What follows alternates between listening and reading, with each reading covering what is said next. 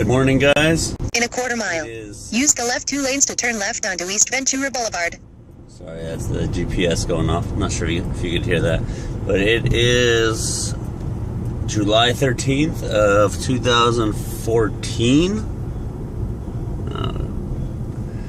Some traffic over here. July 13th, 2014, and I am headed to a friend's house, and from there we are going to a powerlifting clinic. In a quarter mile, turn right onto North Lewis Road. By Brandon Lilly and Chad Wesley Smith. So I am really excited, especially. Well, I was going before I... Turn right onto North Lewis Road, then turn right onto East Ventura Boulevard. I was doing the meet in October, but now that I'm doing the meet in October, it's even that much more special to me. But no, I'm really excited. So it's going to be a great event, hopefully. Turn right onto East Ventura Boulevard, then turn right onto the US 101 South ramp. A lot of stuff. Hopefully, my friends and I are part of the group. They're going to be picking. I guess there's a lot of people that are going, more than they expect. Turn right onto the US 101 South ramp.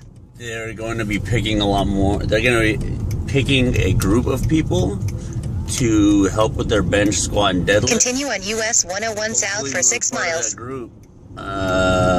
And you know, in the email, the confirmation, they said, be ready to hit some PRs. So, yeah, I mean, shoot, that'd be fucking really exciting if they get to pick us. But anyways, I'm on my way there now.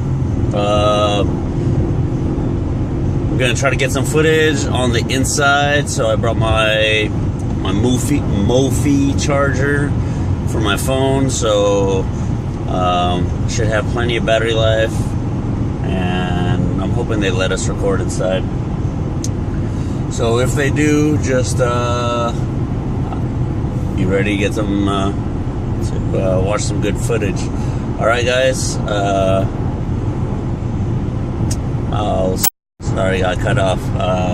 All I'm saying is I'll see you inside, and get ready to learn some good shit. Low back, belly, chest, all right, and learn how to use the diaphragm. That's going to be an extremely important thing for all of you guys, your lifting and your health. Go to our YouTube, watch the video Breathing 101. All right, it's me and Ryan Brown, and it's like a 20-25 minute video of him going through breathing progressions for every, like, most basic movement dysfunction at every part. So at the, low back, the hip, the shoulder, breathing can fix all of those issues. You want to chime in? Yeah, I mean, it was one of the things that I think, obviously it didn't make me the lifter that I became, but to some degree, it elevated me past the hurdle, learning how to breathe circumferentially, learning not to rely just on my stomach, learning that I have obliques, learning that I have erectors, and when I expand all the way around, I become a much bigger force than if I'm extended out like a little pot-bellied pig. That's the one thing that you always hear is push your abs out, push your abs out, push your abs out. And one of the things that we're going to discuss today is specificity of ideology, and a lot of that ideology of, how you place your hands when you bench, where you put your feet when you squat, where you push your stomach when you squat, things like that, came from Louis Simmons. Louis wasn't writing to CrossFitters, he wasn't writing to raw lifters, he was writing to his audience, which was geared powerlifters. So in a geared powerlifting setting, yes, pushing your stomach out, arching your lower back is a good thing. Why? Because you're tensioning the material. So a lot of this information that we give you is really because it's tried and true for raw lifters, for CrossFitters, for so on, and it's undoing some of the, it's not Louis' fault that the information was misinterpreted. Louis wrote to his audience. People just ran with it because people saw an effective method taking place in Columbus, Ohio. So a lot of what we teach you is because we've tried the other way and failed, or we've tried that and been successful as a gear lifter like I was. I totaled 2612 in multiply gear. And then when I tried to adapt it to raw lifting, I was like, I have to make some serious changes. So it's not saying, if anybody in here trains the West Side method, we're not saying you shouldn't train it or you can't train it. Just to learn to adapt it to yourself. But breathing and learning to undo that train of thought that I had for 10 years, you know, arch the back, push the stomach out. I mean, I couldn't even walk through the mall comfortably. You know what I mean? I couldn't even live life comfortably because of the way that I was trained. So when I started being a raw lifter and I started meeting more people, and especially when I met Ryan and he put me through these drills, it's as simple as sitting in your car. You know, that's one of the places that I do it the most is in my truck. Just sit in the truck and push my lower back against the seat, try to expand against my seat belt. You know, I can feel those things touching my spine or touching my stomach, touching my sides, and it's an active reminder. Breathe like this, because I'm in my truck a lot. So breathing, and Chad, I don't know, he told me this, but I don't remember where he heard it. You can take away water, you can take away food, and you can live for a long time. How long can you live without breath? Learning to breathe should be paramount. That's the top, I mean, that's everything. Oxygen in your blood, oxygen in your lungs, oxygen throughout your whole system. We need good oxygen. We need to learn how to breathe. And when you do that, you'll become a much more effective athlete. You know, and for me, I credit that to, you know, improving my quality of life, not having a back pump every time I turn around, and also back health. You know, like Chad said, learning to walk again just by learning how to breathe. So I know it sounds trivial, and I know it sounds, you know, like, oh, you know, it's just breathing. It's not. It's huge. Breath is everything. Yeah. And to touch on a point that Brandon said there, you know, a lot of people will say, Juggernaut, the bash West Side, the bash gear. You know, I don't care if people want to compete in gear. Go ahead and do that. My issues there lie with other things like judging and comparing numbers. But what we're trying to do is just make sure that you guys understand that a lot of articles, you know, when I was 18, 19, 20 years old really getting into this, and I was reading these articles and I'm like, man, this guy can squat 1,100 pounds or this guy can bench 800 pounds. It's like, whatever he's doing is the best thing. Well, I didn't know what the fuck a squat suit was, you know, and I definitely didn't understand that they were writing those articles, those geared lifters writing for geared lifting, and that we're raw lifters writing for raw lifting. And one's not right and one's not wrong, all right, but they are what they are. So make sure that you're looking through that lens, you know, whatever it is that you're reading, that make sure it's being written for you, all right? Written for people who do what you do and who are writing to help what you do. So in addition to squat, bench, and deadlift technique and programming today, there's kind of 5 big points that we want to touch on about, you know, powerlifting programming, and those, and we'll talk the first one a little bit because Brandon started to touch on it before we get into the squat. But those 5 things, to make sure we cover them today, you know, in case we forget one of them, you guys remind us. All right, is that specificity, all right, sport practice is king. That accessory work, all right, making accessory work for you, that accessory work is unique to every single person in this room. That we want to be about building, not testing, all right? But there's a time for testing, and it's called a meet, all right? It's not every single week, so you can put up a cool YouTube video. We want to talk about the relationship of intensity, volume, and frequency. We want to talk about consolidation of stressors, and we'll throw a 6th one in there too, and I know Brandon will talk about this quite a bit, is, you know, the mindset of becoming a great lifter. Because, you know, there are people out there with all the genetics in the world and with a great training program and all these things. But, you know, if you don't want it, and when it comes time to get on the platform and do it, you can't get your mind right and make that happen. It won't matter how great your training was or how great your genetics are or how great your supplements are or whatever. You got to be able to do it when it counts. All right, so we want to make sure that we touch on those things, and let's start off a little bit. And for my 4 squatters, if you guys need to stretch or roll out or anything like that, and you just kind of want to step back and listen as well, go ahead and do that, because we'll probably start squatting in like 10, 15 minutes. So I do my little breathing thing and then go to an empty bar, so I don't know what you guys do. But as I said, but with the warm-up and the breathing stuff, Breathing 101, great video. Another one on our YouTube that's really, really excellent. Maybe it's just in an article by Molly Galbraith, and it's called Meathead Mobility. Very simple one. She has like a 6-minute warm-up in there and a 12-minute warm-up in there. And if you're like me, warming up is the most boring, lame thing ever. But everyone can at least tolerate it for 6 minutes. All right. So this first point, practicing the movements and the specificity of your training. Powerlifters, and not as much now, but especially 2, 3, 4, 5 years ago, who were so caught up in doing West Side style training, forgot that the squat, bench, and deadlift are sport practice. If you are a competitive powerlifter, squat the way that you will in a meet, bench with a pause on your chest, and deadlift from the floor with straight weight. That is your sport practice. And that is irreplaceable in your training. That has to be at the forefront of your training all the time. It's the most important thing. All right? That's 5-on-5 for basketball. That's 11-on-11, full go scrimmage for football. That is the only thing that must exist in your training no matter what. All right? Let me reiterate that. Even though it seems like such a simple concept, people always forget about it. They never want to ask about, should I do more squats or should I do more bench? Should I do more deadlift? It's what accessory, what specialty movement. The most important thing in your training. Squat the way you will in a meet. Bench the way you will in a meet. Deadlift the way you will in a meet. Those are the most specific movements that you can do.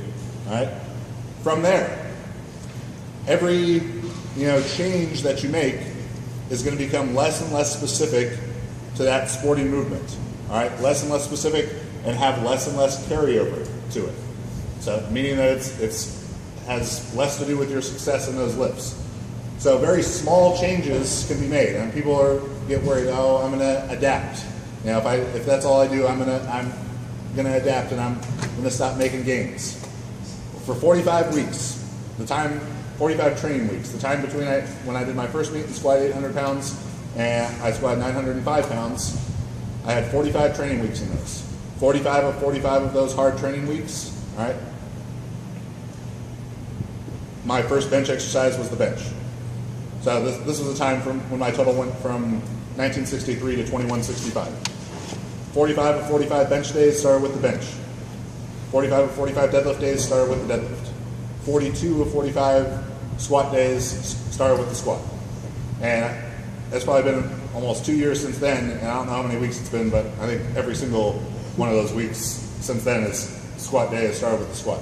All right? And I didn't adapt to that because we changed the set rep schemes, and there's a lot of ways to fight adaptation besides let me use this new bar, let me put bands and chains on, let me go to a different box, let me do reverse bands, whatever it may be. All right? But the time for those other exercises is second.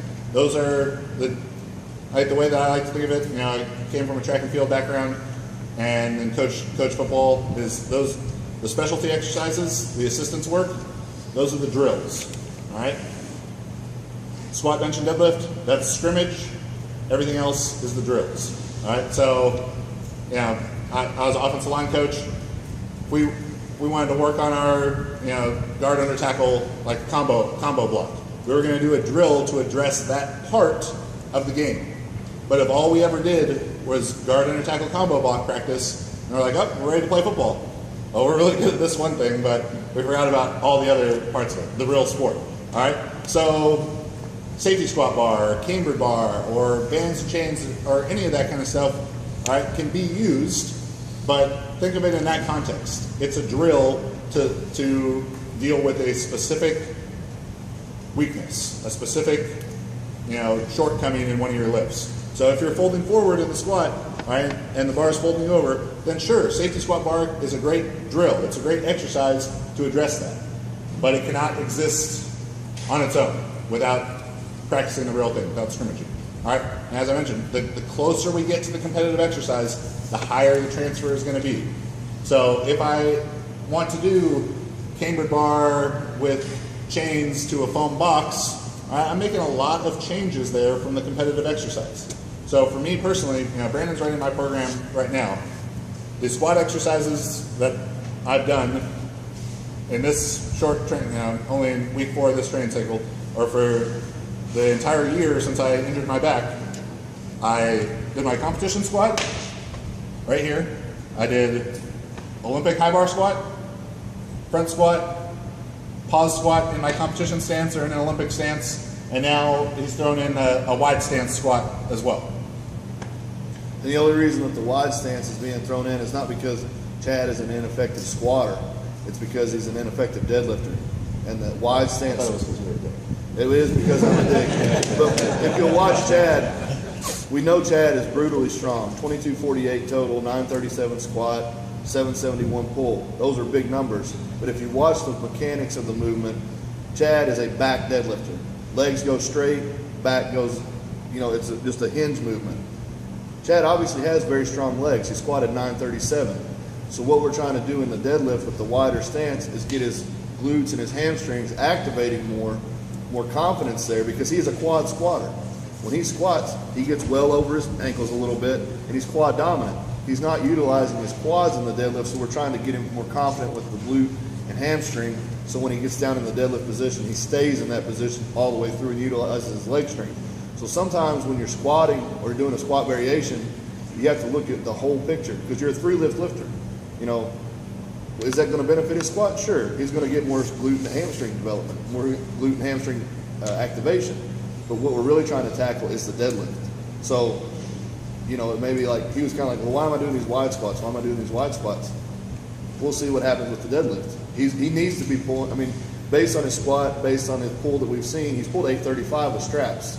So we know he can hold on to it, or we know he can pull it. We just have to get him activating such after a big squat like a 937.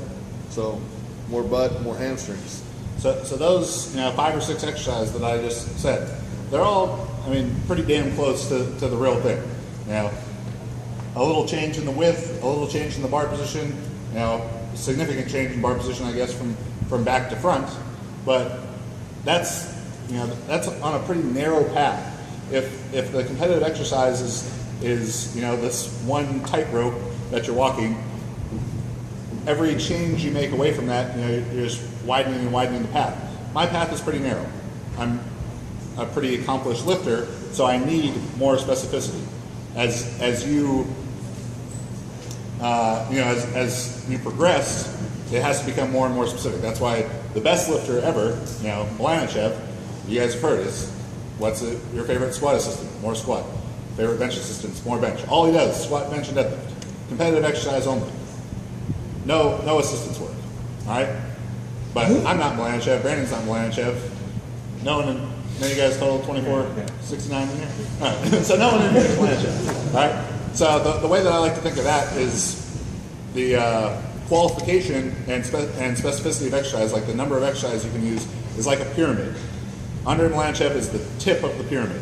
All right, for Olympic weightlifters out there, Ilya, same idea. He only snatch, clean and jerk, and squats. He's the best, the most qualified. He's the tip of the pyramid. Well, there's not many exercises that fit up there on the tip of the pyramid with him. All right, first day you come into the gym, base of the pyramid. Shitload of exercises fit down in the base of the pyramid. All right, first day you started lifting, you wanted your squat to go up. You could squat, you could front squat, you could leg press, you could hack squat, you could leg extension, you could lunge, you could fucking think about squats. all of those exercises would make your squat go up, all right? And then as you get better and you get stronger, you have to be more selective about the exercises you use. So you just need to be realistic with yourself about where you are in that progression. Because if you are a relatively beginner lifter, what would you say that is? Probably less than 2 years of real training?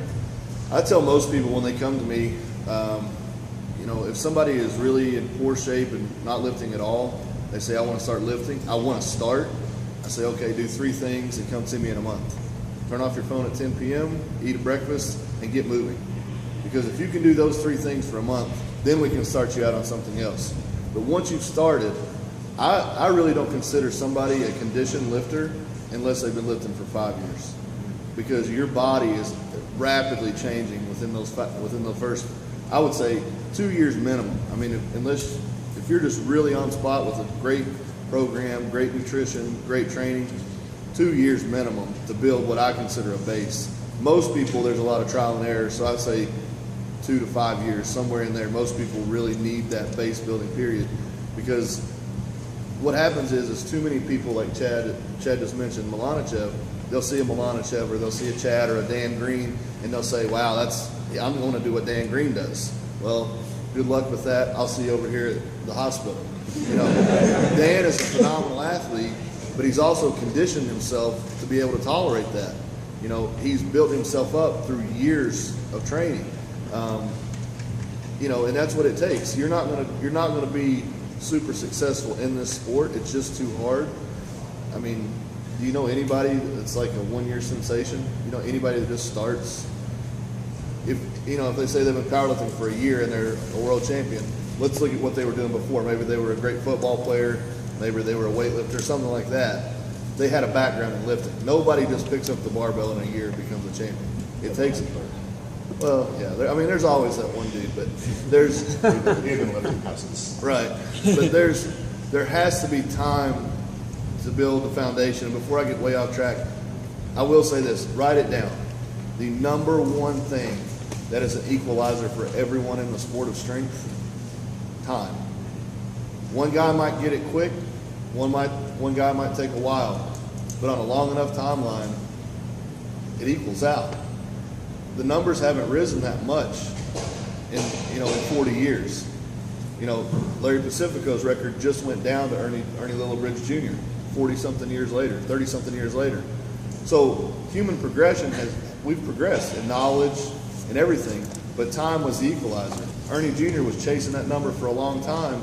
Everybody's been chasing that number for 40 years, and he finally got it. So what I'm saying to you is, wherever you are on this train, you know, whether you're at the start of your journey or you're nearing the end, what you do in the middle determines how great you can be. You can become anything you want, and I'll talk more about that later, but time is everything in this sport. Yeah. So I think it's important for you guys to be, realistic and honest with yourselves about the level that you're at right now.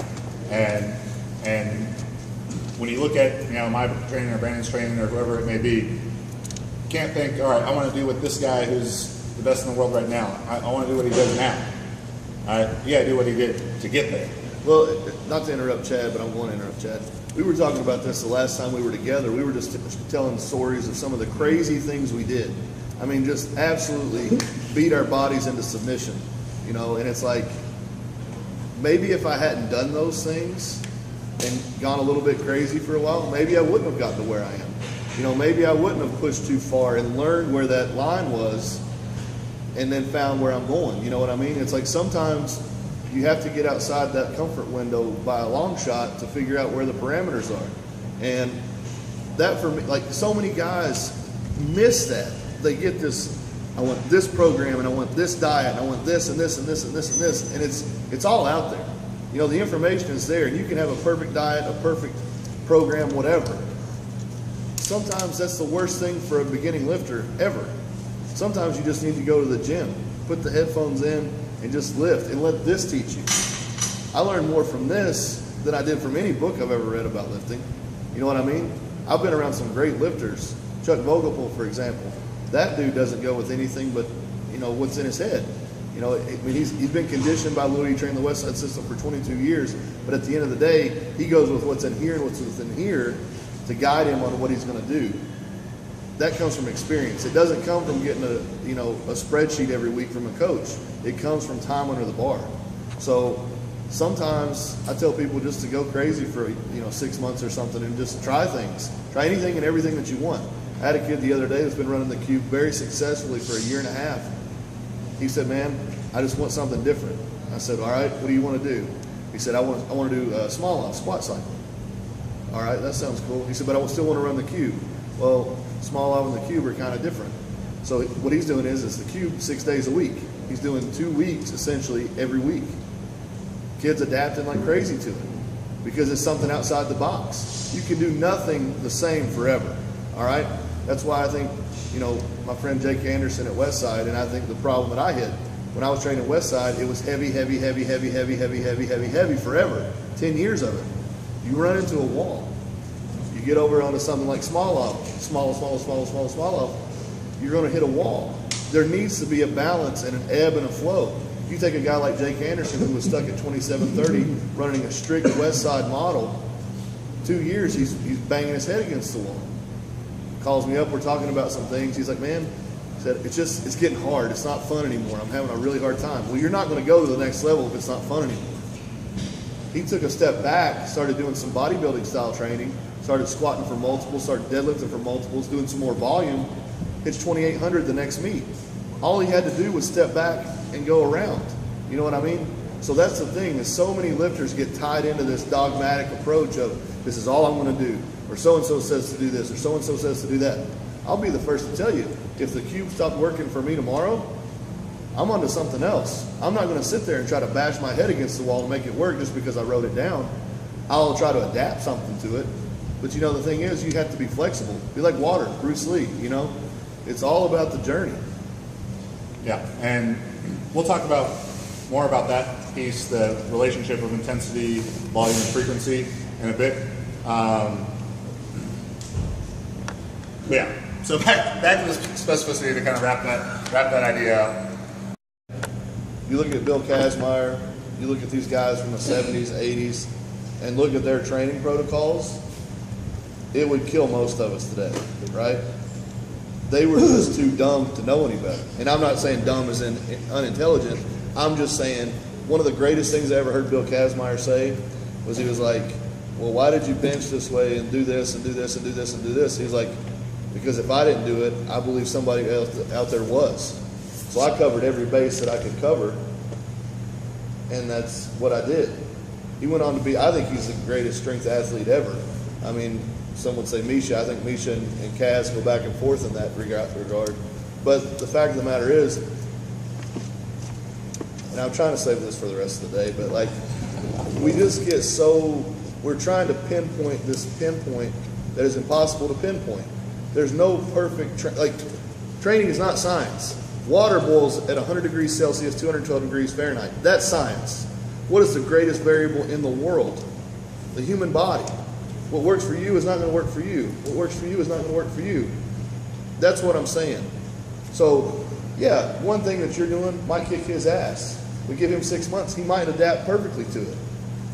It's all about what you need today and what you can do today and building today so you have a better tomorrow. That's how you get better.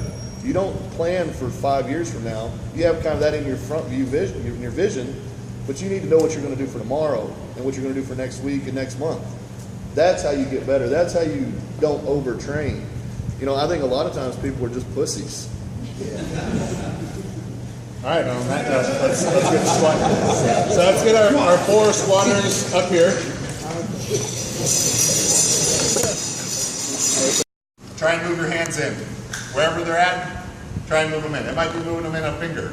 All right? It's a lot easier to have a tight upper back setup with my hands in here than with my hands out at the collars. So that's the simplest change to make. And if your hands out at the collars right now and you got tight shoulders and all that, all right, you're not going to go from here to here today or next week. Just 1/4 of an inch at a time. Just keep inching them in. Yeah. Well, I weighed 345 pounds in the last meet, and my hands are right here. So, I mean, there are guys, obviously, Derek Kendall, his hands are super wide. That's the way that they do. He's changing that? Yes, he is. Probably because how cool I was. But best squatter ever, Milanichev, his hands are super tight. There are guys who are going to squat well with their hands out there. It is my opinion that they will be better off to be able to move them in. There's different factors to consider. You know, if their shoulders are just beat to shit, and that's as close as they can get them, and that's as close as they can get them. And most of you that will say your shoulders are beat to shit, they're not beat to shit. It's just an excuse. So what I want to see with the hand setup in the ideal situation, right, the optimal situation in my opinion, is for your hands to be as close as possible, with the only caveat being your elbow has to be inside your hand. All right, so right now my hands are really close, but my elbows are out wide and there's no tension in my lats. But when I do this, and now my elbows aligned inside my hand, my lats are flexed, and that's step 1 to creating that tight setup process. All right, so first thing we're going to do is move the hands in, as close as, you know, ideally as close as they can be with your elbow inside your hand. All right, step 2 to that tight upper back position is going to be squeeze the elbows to the middle of your body. All right, so our hands close, then squeeze the elbows to the middle of the body, and then step 3, and it's very important that it happens in this order, is to shove the elbows forward. And there might not even be really any actual forward movement of the elbow, but when you see people squatting like this, all right, elbows pointed straight back, your torso angle is going to mimic your arm angle. This happens, all right? I don't know who in the world thought it was a good idea to do this, but I see people squat like this all the time. It's really weird. You guys don't know what I'm talking about, I think. I will tell you one thing. I do know, like, as you get bigger and as you get less mobile, one of the tricks is, you know, we say to take a good tight bar position, you know, with your hand. Well, one of the cool things, if you see my forearm position here, and as Chad was talking about cranking the elbow in, you see that's about as far as my elbow will turn, right? Now, we drop the pinky, see the difference? It drops in quite a bit more. So if you're like me, your supination is pretty bad. You know, I have pins on my wrist, so I have an excuse. But that's one of the things that helps me get that just a little bit more tightness. Here, you know, I'm there. Here, I'm there. You see, it's half an inch to an inch difference in the amount that I can actually torque in, flex the lats, and push the sternum upward. So, and for me, that's a thumbless grip for me to choose the same way. No, this is all the way through the squat. I've actually got a callus on the top of my pinkies. You know, like what I'm trying to do, and this should be for any squat, bench, deadlift, clean, snatch, whatever it is. You should be gripping the bar, as I've always heard, grip the bar like you're trying to put a fingerprint on it. So that's what I always try to do. I try to squeeze the bar, white knuckle it, you know what I mean? Because this engages this, which engages this, which engages this, and this. All right? Everything starts here. So that's why, again, to reiterate what Chad was saying, you know, taking a lackadaisical grip, or this grip, or, you know, whatever. Like, I just don't understand it because it doesn't engage as much as this does. This should be what you're looking for, like absolutely squeezing as hard as you can. Yeah. I'm talking about, you know, starting strength, and you guys see it. It's like their wrists are on top of the bar, and it's automatic chicken wing action. Their elbows are pointed back, and their upper back rounds, unless you have like the most unique shoulder mobility ever. All right. So I use a thumbless grip. Brandon goes thumb around. I'm still squeezing the bar tight here. It just, that thumbless makes it easier for me to do this. So it's close hands, it's squeeze the elbows in, and then from there, I'm trying to push my elbows forward, but if you're doing a great job of squeezing in, this is as far as my elbow can move forward. All right. Turn around and show them the difference. Like this is what you're going to be looking for. Pull his shirt tight, you'll be able to see. You'll be able to see, go ahead. All right, now just be relaxed. All right, see this? Like look, it's squishy and it's not engaged. Now go ahead and flex. All right, now this is hard. I can't move this. This is hard. This is all hard in here, but also up in here. This is taut across here. All right, your body's going to follow your chest. All right, so if you're going down in the hole and you're leaning and then you're going to try to reverse it, well, good luck. If you can keep your chest up and start going down in the chest up position, people are always going, throw your head back, throw your head back, throw your head back. No, keep your chest up. That was one of the things Jimmy Ritchie at Westside showed me. First time I squatted 1,000 pounds, I was wearing a Westside shirt. He said, let those motherfuckers know where you're from. He said, let them see it. You know, and that was something that stuck with me. So whenever I squat, that's what I always think about. I always wear like a sponsor shirt. I think, let them know where you're from. You know, keep your chest up so they can see it. Yeah, so we're close hands, squeeze the elbows to the middle of the body, force the elbows forward. Again, they might not really move forward much, but as you try and shove it forward, that's going to flex your lats even harder, and that's what's going to keep you guys upright. So let's just go ahead and go like empty bar. And I understand you get more warmed up to get a good setup and stuff. I can't squat an empty bar for shit. Let's go ahead and go here and we'll just kind of see what's going on. Yeah, and just do the bar for like 5, 10. Because if all I do is push my knees straight out or spread the floor, just trying to push straight out with my feet, the tendency to happen is for people to lose that inside contact. All right. And the most stable position we can be in, of course, is going to be the whole foot flat on the ground. So we want to maintain that. And so what was happening to you, and I think why you're not picked up, is your knees are just kind of tracking straight ahead, and you're just running into your quads. All right. So what's screwing the feet into the ground is going to allow you to do is to kind of sit between your knees. So I'm grabbing the ground, big toe, little toe, heel, and now sitting right between your knees. And what doing a good job of screwing the feet into the ground is going to do is it creates a lot of tension, all right, a lot of tension through the hip and great rebound out of the hole. Other point that goes with that is you got to be aggressive on the way down, all right? You can't, you know, some people are great squatters going down really slow. It is ideal, in my opinion, to go down as quickly as possible. All right. So what I want you guys to do is for you to go down as fast as you can go down. I'm gonna go down as fast as I can go down. So that's why you're gonna go down as fast as you can go down, as fast as your technique can tolerate. All right. Shane Heyman, great squatter, as dive bomb squatting can be. Stan Efforting, great squatter. Goes down about this fast. I asked Stan, why do you go down so slow? If I go down any faster, I lose my balance. Shane goes down as fast as can be gone down. All right, and Stan goes down as fast as he can go down. You guys got to figure out what that speed is. And it's got to be identical from empty bar to your max. How many people in here have either had it happen to them or seen it happen where someone gets to a max lift and they're just doing this, all right? Because they think, oh shit, this weight is heavy, all right? But that rebound out of the hole is such a, a huge advantage. It's such a great thing for the raw squatter. So especially, 1 inch, 2 inches above parallel to right when you break, you got to be aggressive and confident there. It can't be slow, and expect to get that rebound out of the hole. I mean, you're going to stay tight and everything. You can be controlled, and it's about right here for me. That is, hit the bottom and go. All right, and I'm trying to get that, tissue approximation out of the hole and kind of bounce my hamstrings off my calves. But so you got to make sure to screw the feet into the ground, hit the bottom aggressively. Let's go here now. As the weight gets heavier, there I thought it looked good. So as we keep building up, if that changes, we'll address it then. You guys go ahead and put your next weight on as they're going.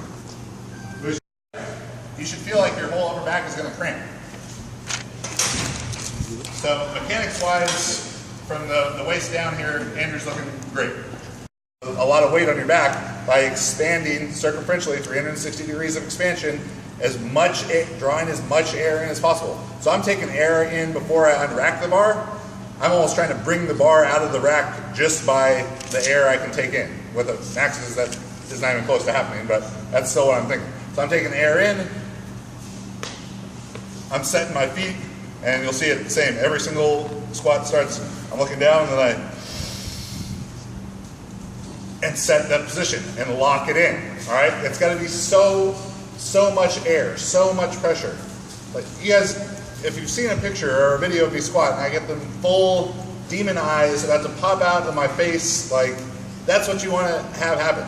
That you feel like you're either eyes are gonna pop out, your nose is gonna bleed, you're gonna shit yourself. That's the kind of pressure. Whatever weak orifice you have, that one's gonna get. But that's what needs to be created. It needs to be so deliberate that as much air as I can take in, I'm here and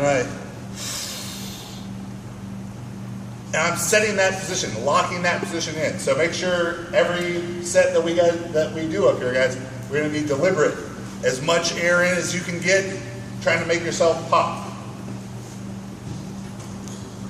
All right, then unless you are particularly slow, you probably do not need to do any focused speed work.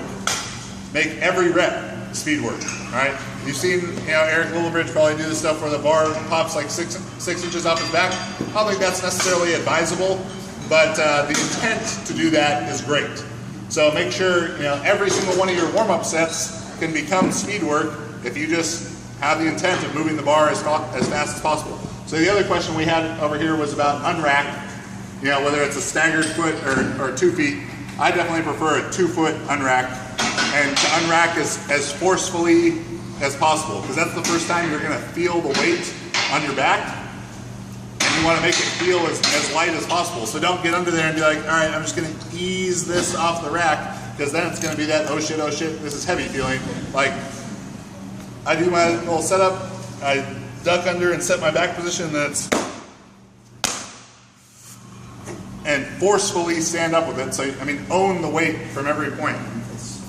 One of the things that I do when I unrack the squat is I see a lot of people, especially monolift squatters, but if you're walking out too, it's beneficial. Chad is just wildly strong, so he gets away with doing a little bit different. But this is something that worked really well for me. It helped me set up because, like we said, it's hard to finish a lift perfectly if you don't start a lift perfectly. A lot of times I'll see guys or girls, when they get under a bar, they're kind of in this position, and they'll come out like this with their back.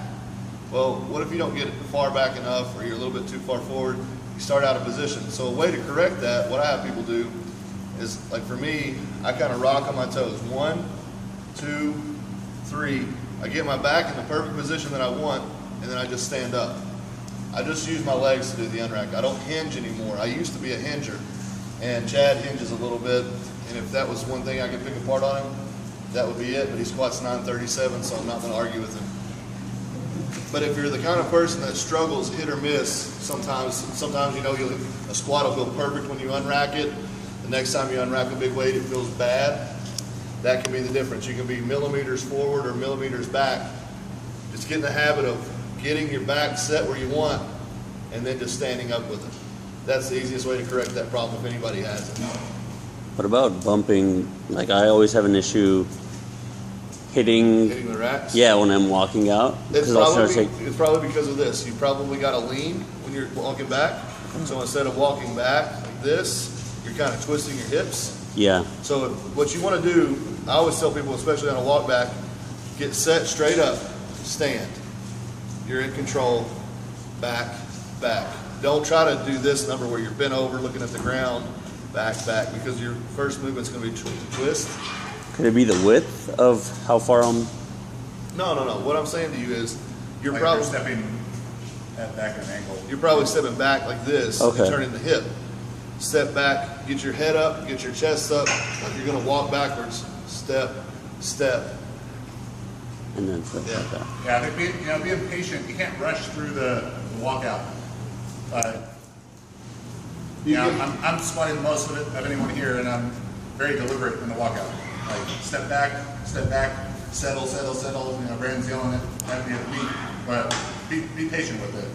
You're gonna be better off spending an extra 1 or 2 seconds there rather than rushing the start of your squat and being out of position. And what Brandon mentioned, too, about the 1, 2, 3. He has his OCD routine that he goes through before he squats. I have mine. You guys need to have yours. Make it identical every time. Practice it the same every time. So it's just starting with the bar or even 135. Yeah. Everything is the same every single time. If you remove the weight factor, it's all about preparation at that point. If you squat 135 as hard as you can, you squat 225 as hard as you can, your mind stops saying, okay, this is 225. Your brain starts saying, I just have to squat as hard as I can. So numbers become irrelevant. That's all you know. The best thing that ever happened to our gym was we got kilos.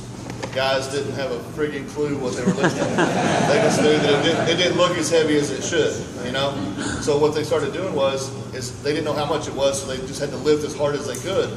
Well, guess what? Guys started pounding PRs left and right because they removed the weight factor from their head. Oh, do you think your mind knows if this is 705 or 703? No, they don't know that. All your mind knows is it's heavy, so I got to squat hard. That's the thing that you got to start doing is eliminate the guessing factor and just squat the same every single time. Like you said, Eric Lillibridge is squatting 600 pounds of bars coming off his back. I don't advocate that necessarily, but it works for Eric. He believes in that, and he's squatting with that much force. He could squat probably that same weight. If you tricked him and put an extra plate on there, he'd still squat it because he's squatting maximally. That's what you need to be in the mindset. That goes along with the 135 like max like 135. So when you just do over like the ring toe or pinky toe in line with that. So it's not, if you've read Supple Leopard and you see the picture of Diane Fu squatting, her toes are straight and her knees are way out there, no one who squats a lot squats like that. All right, and Diane Fu doesn't even squat like that. Not that she squats a lot, but you need to. It should just be tracking in line with the foot. All right, so what I'm going to do with Monique is actually take her foot and like screw it into the ground so she can feel what it feels like. So go ahead and just do a couple body weight squats.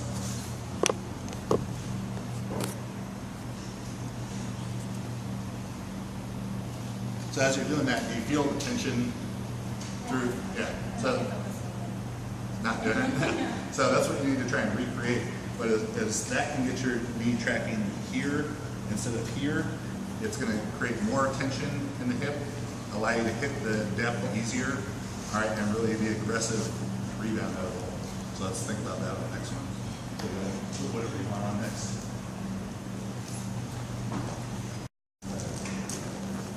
More. Breathe in. More air in. In. More. Here.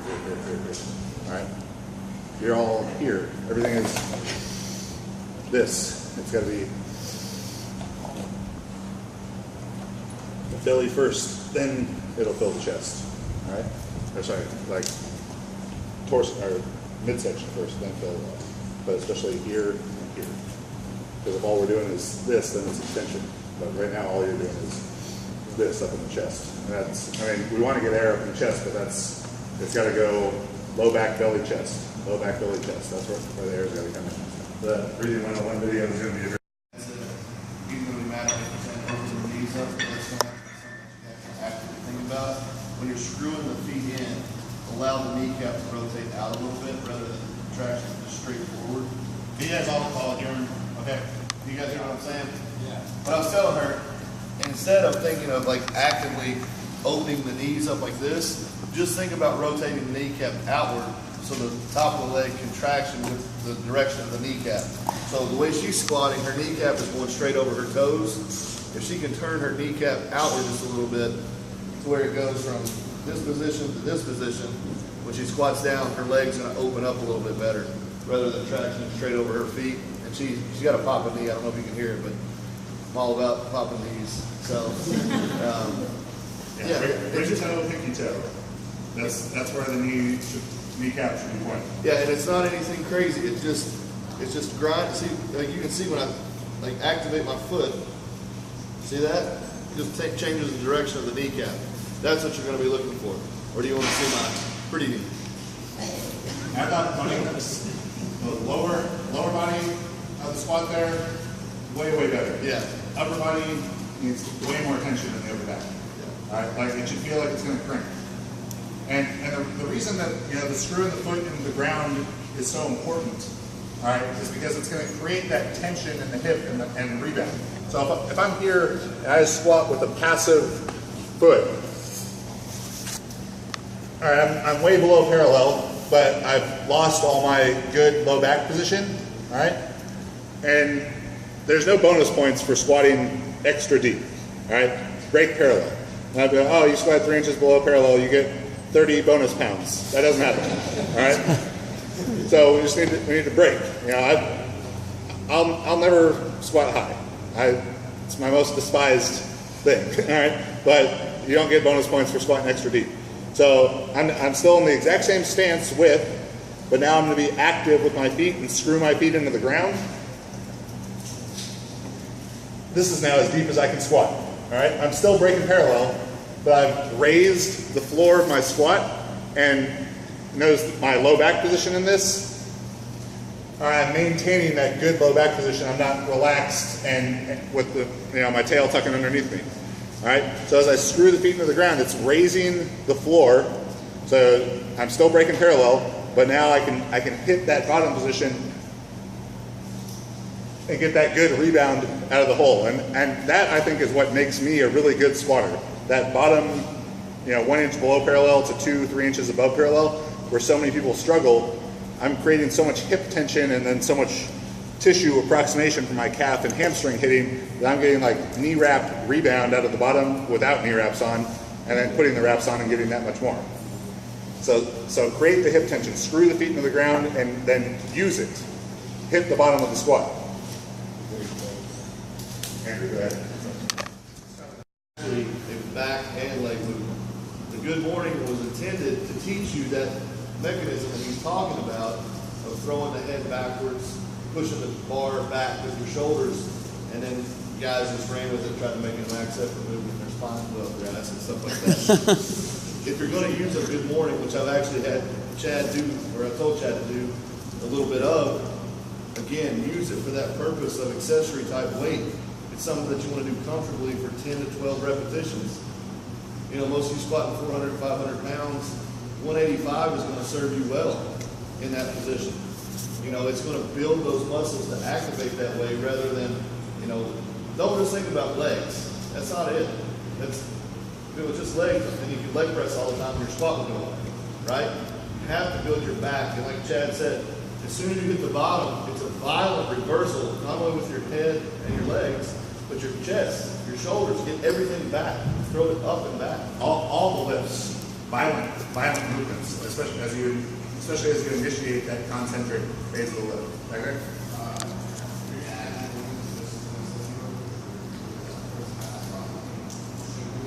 What else? I mean,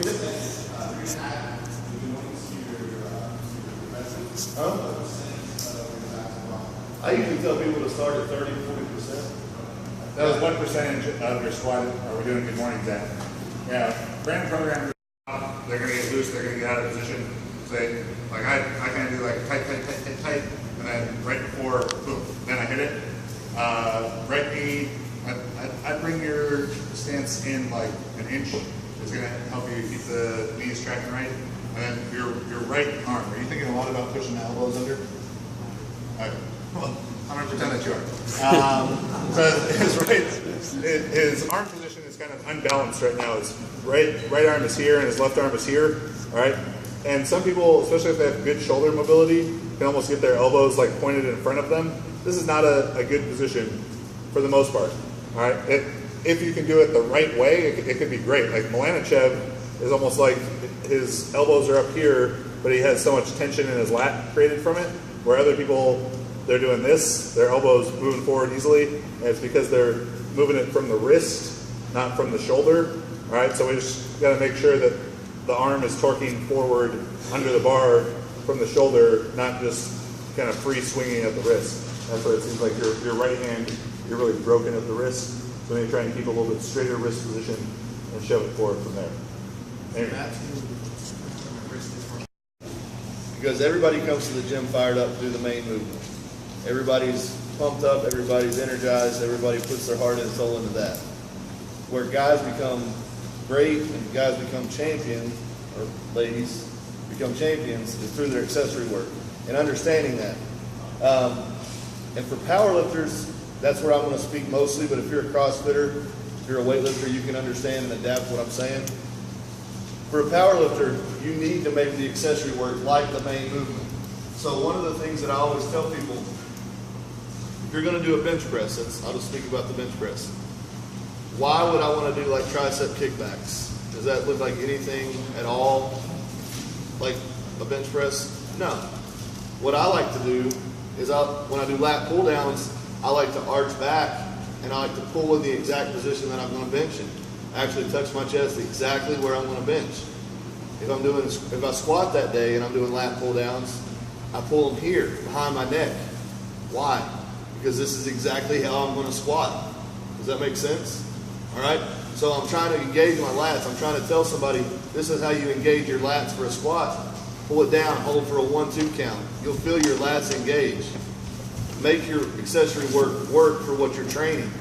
My lat pull downs, I do lat pull downs every single day that I train, but they're not the same on the squat day as they are on my bench day. They're not the same as they are on my deadlift day. My pull downs for lat pull downs or lat work for deadlift is actually more of a seated cable row, where I'm actually pulling in like a barbell row type position or a dumbbell row type position. That's just because I'm trying to work it from all different angles, but I'm also trying to complement what I'm doing. Again, to get back to the good morning question, if you're trying to build a weak muscle, why would you maximize it? Why would you max that muscle out and just beat it down further? What you need to do is step back and say, okay, this muscle is weak. I need to build this like a bodybuilder would. 4 to 5, 6 sets, something like that. 6 to 10 repetitions. And you need to make it a focus. maybe for 3 weeks, maybe for a month, until you start seeing the progression in that muscle and the weakness start to disappear. You need to focus on that muscle.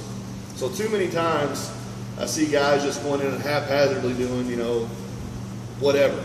Oh, I want to do tricep pushdowns. Okay, that's great. They just do that. They don't really know why they're doing it. The reason I do that is everybody, I want to talk about this on the bench press too, but take your hand and put your finger right there. All right? Now, one of the things I tell people, when I bench, I imagine that I have a piece of paper on my shirt, and when I get the press command, it's not even crinkled. That's how tight I stay on my chest. You see a lot of guys, Dan Green is more of a, you know, sink and heave kind of guy. Or not, I won't say heave because that's an illegal term, but he kind of just drops it really fast and returns. He goes completely limp and then it engages. Doesn't work for me. What works for me is maximizing my tightness. How do I do that? I learned how to bench with my lats, my triceps. So I train my lats and my triceps when I'm benching. I don't necessarily do a million shoulder raises or things like that because I don't bench with my shoulders. If you're a shoulder bencher and you have a wider hand position, by all means, start doing a lot of shoulder stuff. Jeremy Hornstra just benched 675 at 242 or 260 or something like that. I don't even know. Just something crazy. But he does front raises with like 120 pounds because he's a massive shoulder presser when he benches. He's also a guy that drops and presses. So it works for him. And that's what the great guys do. That's what the strongest guys do is they find the workout or the exercises that work for them. They're not sitting there trying to make something that works for you. It doesn't work for him. Just because you're training partners doesn't mean you have to do the same thing. That's what I always tell guys. We should do the same kind of stuff on the main movement, and then we shouldn't talk to each other the rest of the day. Because you should be doing what you need to do. I need to be doing what I need to do. That's how you make accessory work work. Too many times guys buy into their spreadsheet or whatever a book says. When I wrote the cube method, you can ask Chad, all I did was chronicle what I was training. I needed floor presses because my lockout was weak. I needed board presses at the time because that's what I was training. Now, I get back to Chad, I train the main movement first and then I rotate my accessories. The cube method was a snapshot of what I was doing at that time. That's why when I wrote the Kingpin, it was more evolved, and that's why the book that I'm working on now is more for everyone. It's not about me anymore. It's about everyone else. Those two books were more of a snapshot of what I was doing and tried to play them out to how you could do them. So that was my mistake. But I didn't know I was writing the book when I wrote it. I knew I was writing down articles about my training. So that's one thing is too many people, when they take the cube method, they try to do exactly what I was doing and make it work. Well, my bench got worse. Well, are you slow off your chest? Yes. I'm extremely fast off my chest. That's why it didn't work, because you were doing something that was counterproductive to what you needed. So who in here struggles with that? Who in here struggles with their accessory work, knowing what to do? All right, that's good. That's because you're honest with yourself. All right? One of the things that you need to start doing is being a technician in all your lifts. Get your lift technique down, and then see where the failures come. All right? Do they come off the chest in the bench press? Do they come in the middle? Do they come at the top? And understanding what exercises apply to those areas. That will make you better. But again, I'm starting to become more of a person that believes that we all, regardless of your CrossFit, weightlifting, powerlifting, we all need to get back to like a bodybuilding style training in our accessory work all the time. Just because I've trained with some pro bodybuilders lately, and they are absolutely mind-blowingly strong. You can say, oh, it's this or it's that. No, they're just strong dudes. Like Justin Compton, I was training with him, and we did some incline bench presses. He's benched 505 or 515 flat press, and then, you know, I benched 584. Well, we go to the incline, and he's doing 405. He goes, was that 10? And then racks it. I get over there and I do 4 reps and I'm about killed. So the thing about it is, why have I not done incline presses? Would they not benefit me? You know, doing those things to benefit the main movement, how is that not going to benefit me? Giving me shoulder strength, shoulder mobility, giving me upper pec, you know, it's going to work. Do I need to specify it? No. That's like, you know, Kaz Meyer's training, Papa Kaz, I like to call him. if you look at his bench training specifically, you know, his greatest benchers ever, 661 in a t-shirt. He benched 550 with a torn pec. Like, he was competition grip, wide grip, close grip, dumbbell bench, like 275, 315 skull crushers, and that video, like his seminar video, he's touching high on his chest, he's touching low on his chest, and he's just trying to be strong in every single position, you know. And it's kind of like your tone of $1 million thing. Yeah, and here's the thing. I credit this to Louis because he said it. I don't know who told it to him, but it makes perfect sense to me. If I told every one of you that there was 1 million cones out there, but under one of them was $1 million, how many cones would you turn over? 1 million, right? There are 1 million exercises that will make you a great lifter, whether that's powerlifter, weightlifter, crossfitter. How many are you going to try before you find the right ones? That's what I said. When I started the cube method, I had a wheel of exercises this big. And then every single cycle, my wheel of exercises got smaller. These are the exercises that I always do, regardless. Of those are the squat, bench, and deadlifts. But there are exercises, certain accessory movements that I always know make me better. Well, just for example, because I'm starting to slow down at my lockout, I know I need floor presses again. I haven't done them in about a year. So they're kind of out here floating. Well, now I've got to reach out here and pull it back in to expand the wheel again and add more exercises back into the wheel. But the main core is always going to be the same. Those movements that without fail make me better are always going to be there. I've just got to add and subtract what I need at that moment.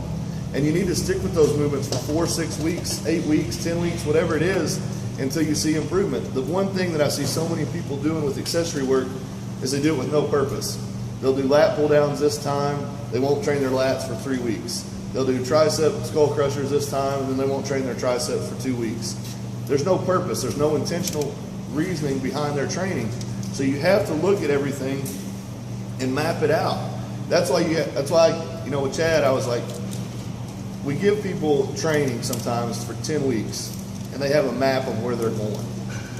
But it has to evolve, it has to change with every week to week, because what happened within those workouts indicates what you need to do next week or that week. You know what I'm saying?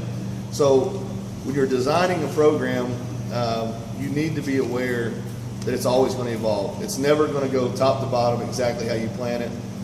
It shouldn't do that. If it does, it's too easy. You should always push the limits of your workout. And does anybody have any questions about that? You're saying that it's slow as evolve, right? Yep. How are you supposed to strengthen the weaknesses if you're heavy on? Well, that's what I said. Train it for 4 to 6 weeks until you start to see that weakness starting to recede, and then address another weakness. I mean, you're always going to have things that are weak. The great thing about powerlifting is also the worst thing about powerlifting. When you make one thing stronger, something else gets weaker. So if you're going to be strengthening your triceps this cycle, that may mean it's at the expense of your shoulders. And this could be a relative weakness too. It's not like your shoulders necessarily got weaker, but they got weaker relative to your triceps. Right. So if you're trying to bench 550, you know, that means you need to have 550 triceps, you need to have 550 shoulders, you need to have 550 lats, you need to have 550 chest, you know, 550 everything. And when something gets up to 570, well, now you want to bench 570, now you got to get 570 everything. Right. So you might have 570-pound shoulders and 530-pound triceps. You got to get the triceps up and kind of let the shoulders maintain for a little bit. That's how it works. And that's kind of the failure within the conjugate system, is that people don't understand when necessarily or why they're changing bars or changing stimulus. They just do it because they think change is, oh, I'm shocking my body. You know, I'm throwing my body into this mass confusion method. No, you're really not. You're just lifting fucking weights. You know what I mean? And the thing about powerlifters that's so amazing, it's 3 lifts. That's all you've really got to be good at. 3 lifts. That's why if you want to do, you know, West Side or a conjugate style system, it can definitely work for the raw lifter. It's just about selecting the right exercises. And, you know, to touch on that point, that's one of the biggest mistakes that people make, is they select too many exercises, and then they're never coming back to them.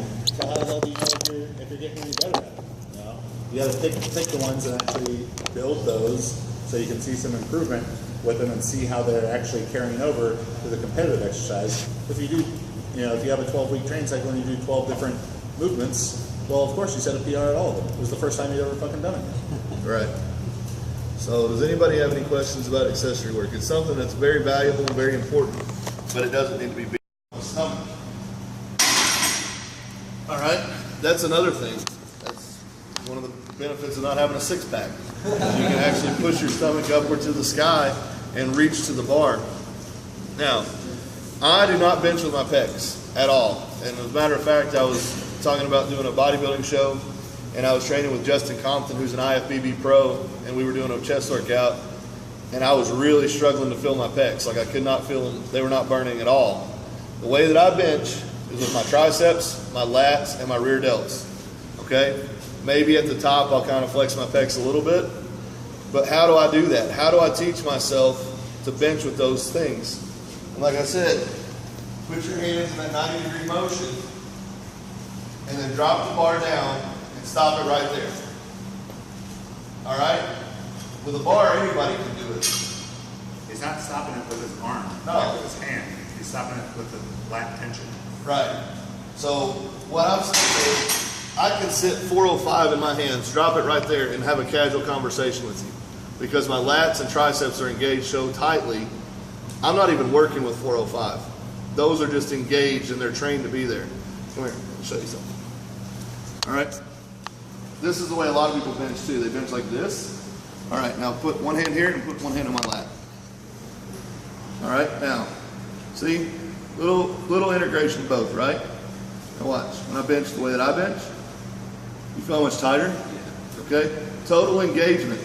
Why do you want to bench out here? How many guys get their shoulders injured from benching? Because it's out here in this chicken wing position. Why would you not engage the shoulder and protect it with the lats, right? Lower with the lats, reverse with the lats, lock out with the triceps. Very simple. The lat is like a spring in the bench press, right? The lowering of the weight is the coiling of that spring. And the tighter, the stronger lats you have, the bigger and bigger spring it is. So, some of you guys got no lats, it's like a fucking slinky. Right, and the other thing. We're trying to make like off-road truck lat springs. So, look at guys that bench big. Show me one guy with small arms that benches big. All right? The reason I say that is, kind of like Chad was talking about his cheating mechanism of having his big hamstrings hit his big quads, or big calves.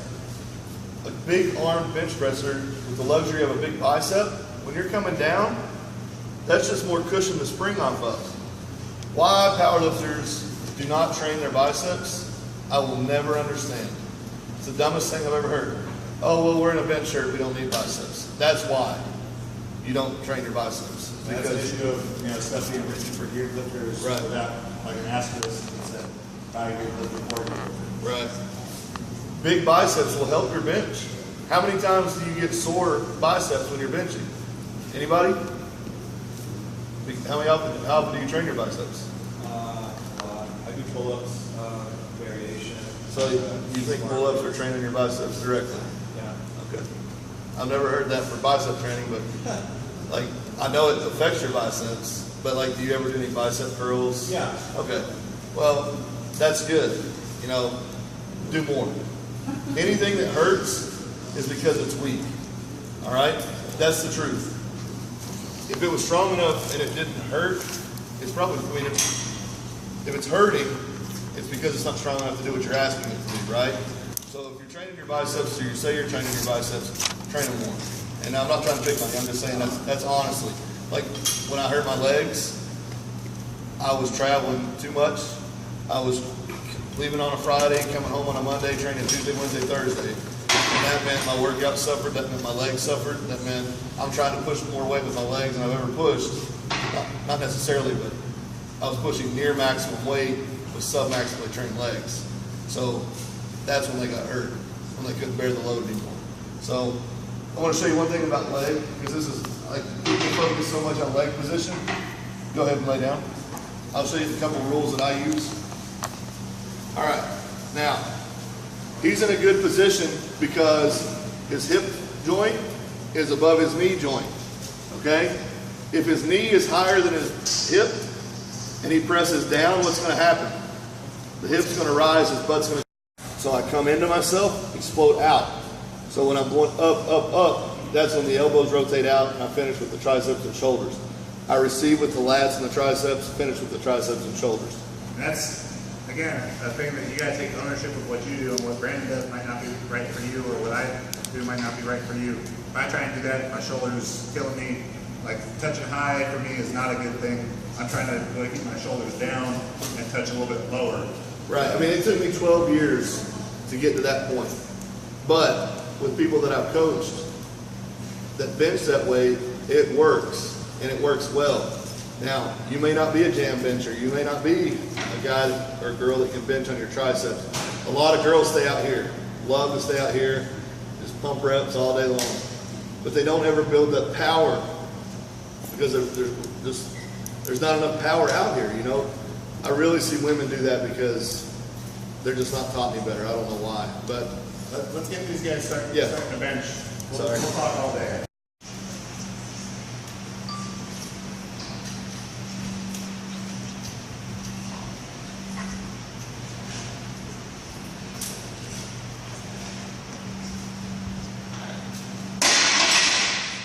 You see my legs actually pushing? That's, if I was bending to a true maximum, I'd push just a little bit more with my stomach, but that was.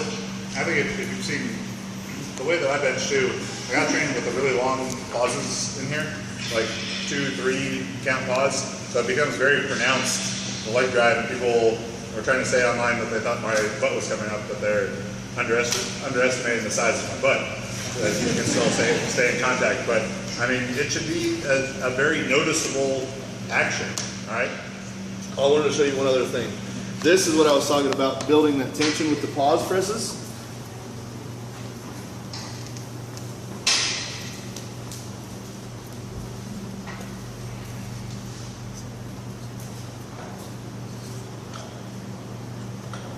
See, I'm very comfortable. I can sit here and hold it forever. It's one of those things that I've built into myself. So if at 405, it's a little bit off the chest, 455 is a little bit off the chest, 500 is a little bit off the chest, I'm essentially trying to build the proverbial bench shirt into myself, if that makes any sense. So practice that. Practice those quick drops to 1 inch off the chest. Learn to catch the weight there with the triceps and the lats, and slowly add weight to that, and over time you'll develop that. If you watch Scott Mendelson, he's benched 715 raw, just benched 640 or 60 last year. But he's like, with 2 plates, he's like 7 inches off his chest. I mean, he's so massive. You know, he's kind of built that into himself. Spoto does the same thing. So that's the guys that gave me the tip to try that, and it really worked. Those are much harder for most people, even though it is a shorter range of motion. Let's continue mentioning working. Kind of leave it high, lay flat, and pull it down into that position. That's actually what I prefer. Vinny DeCenzo is the guy that made those popular, but they're really, really good, and they'll teach you in the exact position how to engage your lats in the bench press. Yeah, like Really engage your back. There you go. Cool.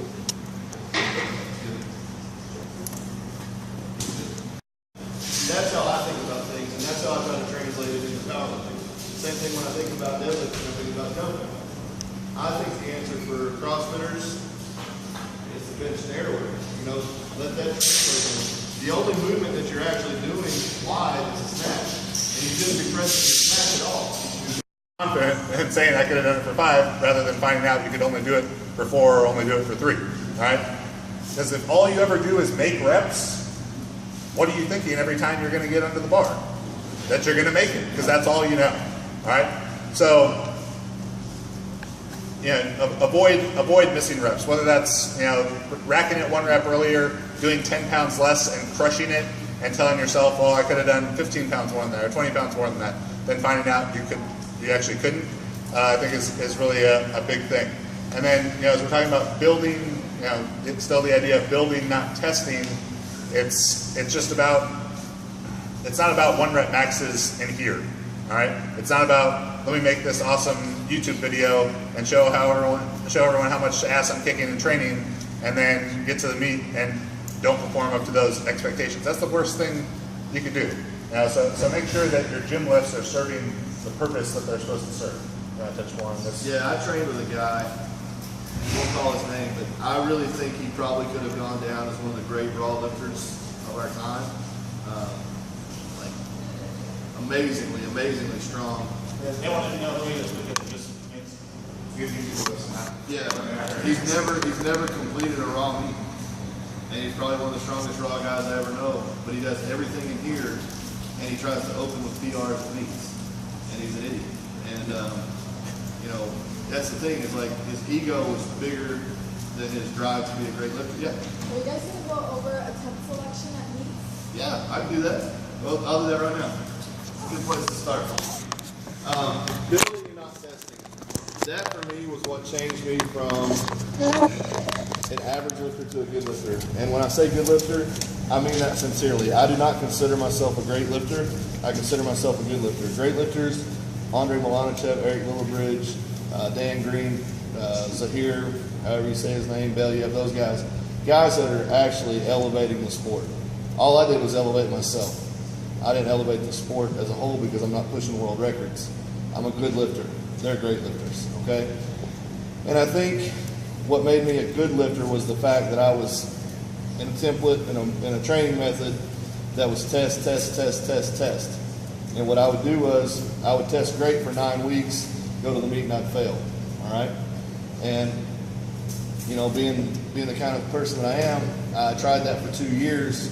And after 2 years of failure after failure after failure after failure, I decided that enough was enough. And I decided that, you know what if I put everything into the platform? Like, what if I walked away from, you know, the meet, or walked away from my training session wishing for more? So that's the way I set up my training. When I would go in and I could hit 500 on the bench press for 2, I thought I could do 3 or 4. All right? Yeah. So if you're doing a training program that calls for percent of your max and you haven't maxed in a while, how would you? What I would do is I would just go, like, let's say, for example, let's say like 90% for 3, something like that. That would be kind of a high repetition range, but let's say 90% for 3, all right? I would remove that percent and just say, like, on a 1 to 10 scale, it felt like a 9. You know, kind of use the RPE scale. At that point, you would just work up into a weight that you did triples, and you don't feel like you had a 4th. For me, that's what I would tell you. Like, for percentages, you know, obviously, both of us write programs with that are guided by percentages, in ebooks or whatever. Percentages need to be a guideline. Like, your max is not your max every day. Like, working off a daily max or a perceived max. Intuitive training is the best thing to do. It's much harder to write intuitive stuff into a book to guide you guys with it. But that's what you need to do. Like, even the Joker Cube was the program I did for the last thing. It was a modified Cube Kingpin program. The first 2 or 3 weeks, it was exactly the percentages written. After that, I just picked weights that I knew. I know what I need to do in the gym to do this at the meet. Let's work backwards from there. Did I retroactively go and say, okay, this was this percentage and this was this percentage? Yeah, but that's not what I actually do. I just do the weights that I know I need to do. I think all of you need to be working towards that, where you go by feel that day. Some days you feel really strong, then the pan is hot. All right, some days you feel weak, and you just got to kind of get the baseline minimum work done that you need to get done that day. So, yeah, and that's, listen, I don't want to get too far off base like I always do, but the other day when I was deadlifting, it was just a normal rep day for me. It was like 425 for sets of 3, and I'd done like 5 or 6 sets, and I felt really, really good. And it's like, all right, why am I going to stop now? Like, I feel really, really good. So I went ahead and pulled 515 for a double, and I was like, man, I'm feeling on, 600 went for good for a double, so I went for 715 for a single. Now, that went really well, but I know my body and I know what I think I'm capable of, and that just goes with being in tune. Like, you can ask Chad, and he will verify it. At the meet when I pulled 705 at Mark Bell's meet, I'd done 2 deadlifts prior to that since my surgery. okay? One was 500 pounds in a cast, and one was like 400 pounds off a rack in a splint. And that was it. Yeah, I was wearing gear. I was wearing a cast. And anyway, when I get to the meet, I kind of had a goal. I wanted to go about 1,100 pounds. I wanted to squat 100, bench 500, pull 500. Well, I'm in the warm-up room, and I started pulling, and I was like, I think I can pull 705 today, or pull 700. I think I can pull 700. And everybody's kind of like, what? And I was like, yeah, I just kind of based on how I felt, you know, the weight was moving. So I opened at 440, and I gave Mark Bell the privilege to call my next attempts, you know. He went 617, that was very good and successful, and he went 705. There was no training that told me I could pull 700. It was just based on how I felt pulling 315 and 400 in the warm-up room that told me if you get your ass out there and you do what you can do, you can pull 700. That was just knowing my body, and that comes with 13, 14 years of training. But back to building, not testing. Too many guys want things instead of taking what's there, okay? And the other thing that I want to talk to you about is want versus need-based training. Before Brandon makes this point, yeah, I think some people are under the impression that Durganat's like a real company with multiple employees and stuff. And now I have 3 people who actually work for Durganat. So Brittany, this lovely young lady, she makes everything really happen because it would all just fall apart. But this is a guy I'm really excited about that he just started working here. His name is Greg Knuckles. He's the senior executive content director at JTSStrength.com now. So this is the guy who's going to be controlling, you know, what articles go up and kind of the direction of the site. And I'm, you know, so excited about it. Greg's a great lifter. 775 or 755 or 755 raw with reps, 475 bench, and a 725 deadlift. So no, this face, super smart coach, great writer, excellent lifter. Going to do a lot of good things to the website. So I just wanted to introduce him to you guys. So.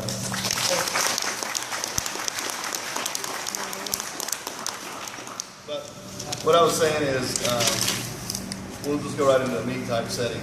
Let's say you squat 200 pounds. I don't know what do you squat? 305, perfect. I was going to say 300, but I didn't want to hurt anybody's feelings. I'm glad you squat 300 pounds. So she squats 305, and automatically people will tend to go, oh, I want to squat 325 my next meet. I want to squat 350 my next meet. I want to squat 375, whatever it is. We like to jump those 25s because they're pretty in there, a nice round number. Well, I'm a believer in keeping the train moving forward. So 310 is going to be your second attempt at your next meet, all right? That way, well, bear with me. That's how I would condition you, that you would take your second attempt, would be a 5-pound PR. That way, you either have 2 shots at a PR. If you mess up on your second attempt, you have to get on your third, or you get your second attempt and we go for a little bit more on the third. But how do we know that?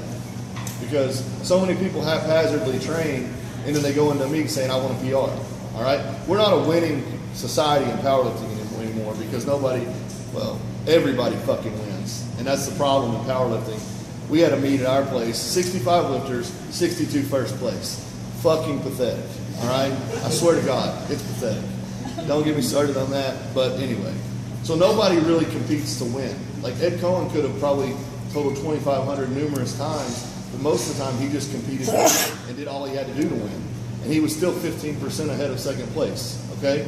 So if you go into a meet and you just total 305, but your training cycle tells you you're only going to be able to squat like 275, why the fuck would you go to a meet and try to squat 310? Why? I see people do it all the time. Well, I had a shitty training cycle, but going for a PR. All right. Well, why? Because you want it. Not because it's what your body's telling you. You want it. So training for success and building a wave of success would be take your PR, 305, adjust down to a training max accordingly, and train efficiently throughout the training cycle. Save it for the meet. Don't go for a PR 2 weeks out. What's that going to prove to you? Yes, I'm doing so good. I see guys do it all the time. 2 weeks out from a meet, they'll take a PR. Oh, I'm doing so good. I'm going to do so awesome at this meet. And you go to the meet and they blow a nut because they busted their PR 2 weeks out. All right? Save it for the meet. That's what we train for, and that's what the cube method was all about. That's why I blew people's hair back, because I said, look, I'm going to give you an idea. I don't care about 50-pound PRs every cycle. I don't. I would rather give you 5-pound PRs on every lift, 5 cycles a year. 5 times 3 is 15, times 5 cycles a year is 75 pounds. You give me 3 years, I'll put 300 pounds on your cycle, or on your total. That's what I said. I'm not a guy that's saying, oh, I've got a magic system that's going to put 300 pounds on your cycle in 6 months.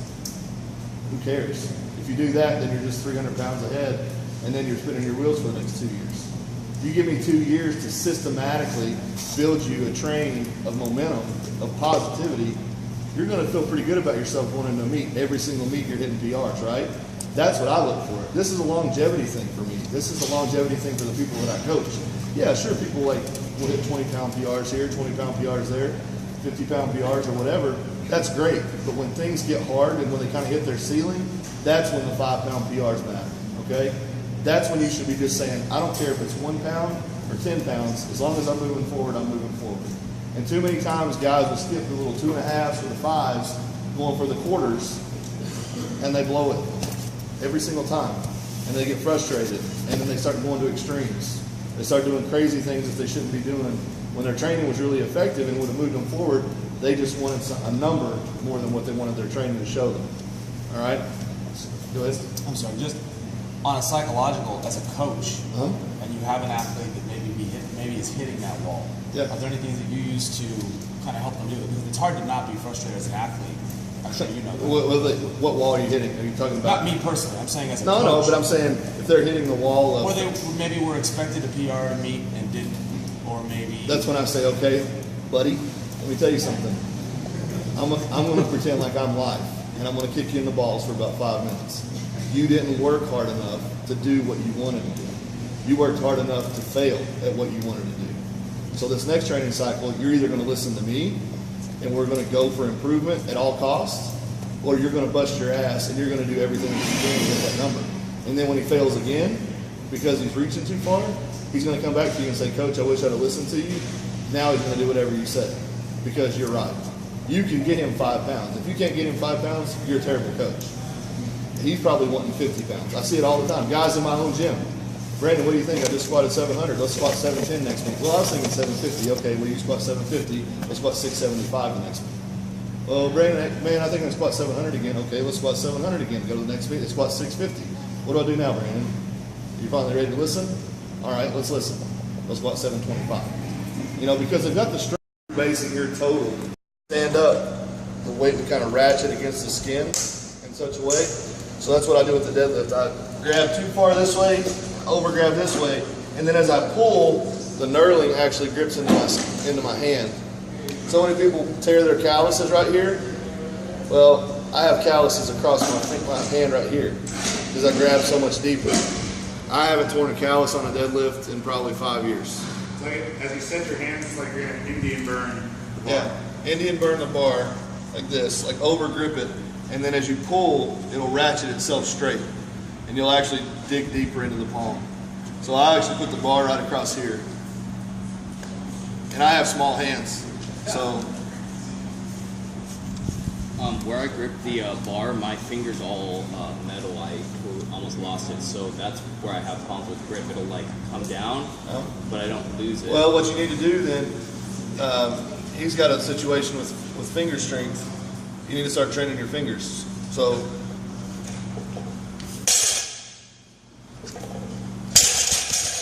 just start working it with a plate, whatever you can. Just pick it up with 1 finger, 2 fingers, 3 fingers, however. Individual finger strength. And it also, what are those web things that you can buy? You know what I'm talking about? Yeah. They're grippers. Start getting your fingers strong again. Now you gotta use like a thicker bar, because I know I got like fat grips and I don't know. Listen, all that stuff's great. Well, you need more than this right here. Yeah. You know? That's just what I believe. Yeah, like 2 fingers. That's a good one. Like